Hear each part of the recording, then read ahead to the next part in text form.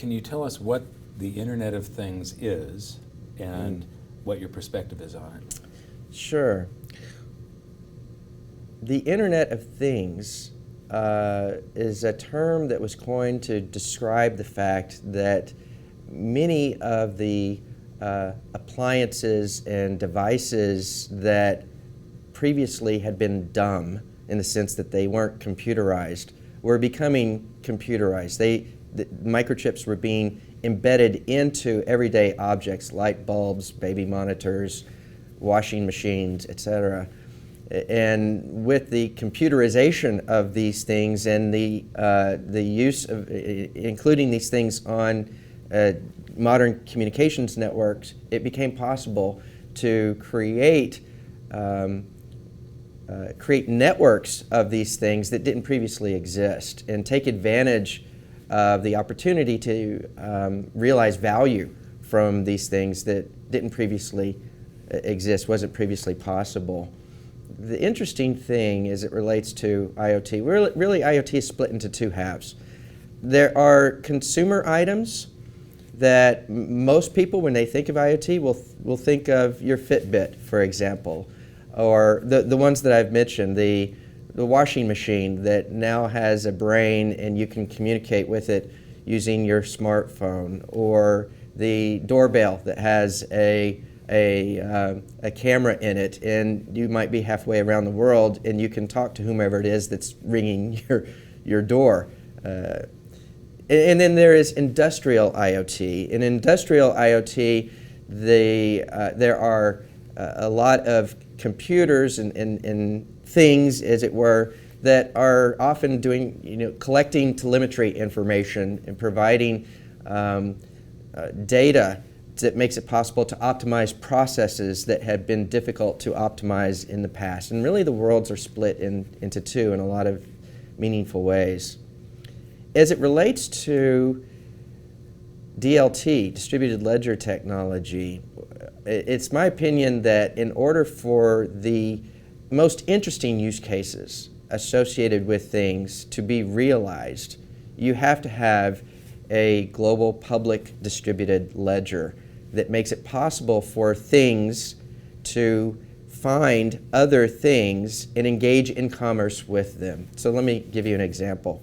It would be nice if I were driving, say, my Tesla downtown San Francisco, to be able to push a button and have the car figure out where all of the charging stations might be within a given geography based on some requirements that I've perhaps preset, and then propose a charging station that I should go to. And maybe it includes, the query, if you will, the query of charging stations might include things like, does this charging station have a grocery store that I might be able to use, etc. Or maybe only show me charging stations where the price of the charge is below a certain threshold, these types of things.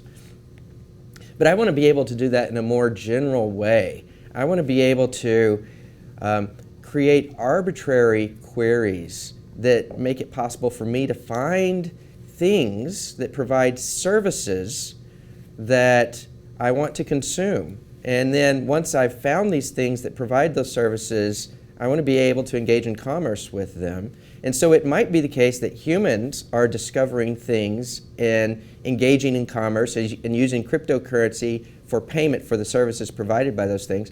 It might also be that things are discovering other things to engage in the same commerce. To achieve that, it is going to be necessary to have this system that allows for discovery of the services.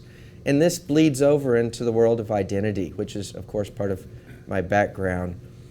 In the normal world of identity, we start with an understanding or an identifier for a human most of the time. Most of the time, if I'm going to a website, for example, and I'm logging into that website, I will give them my email address, which is an identifier of me. And then the website will take that email address and it will look me up in its identity directory and see what attributes are associated with that identifier. What does it know about me that maybe is meaningful for my experience when logging into that website? What's my purchase history through eBay, or what are my preferences when I am searching for videos on Netflix, these sorts of things.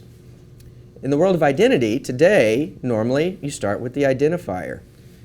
In the world of identity as it relates to things, the most interesting use cases don't start with the identifier. They start with the services I care about. What charging stations can provide me a charge?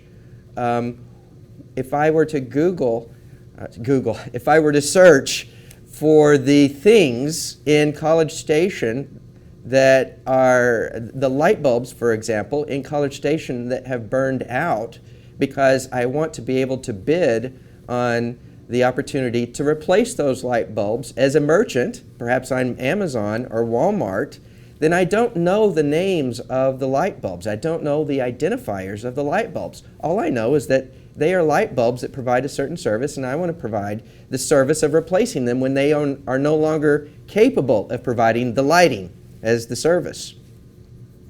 In other words, we need a services directory, and it has to be public, and it can't be controlled by a single third party, trusted third party. It's going to be much too big for that.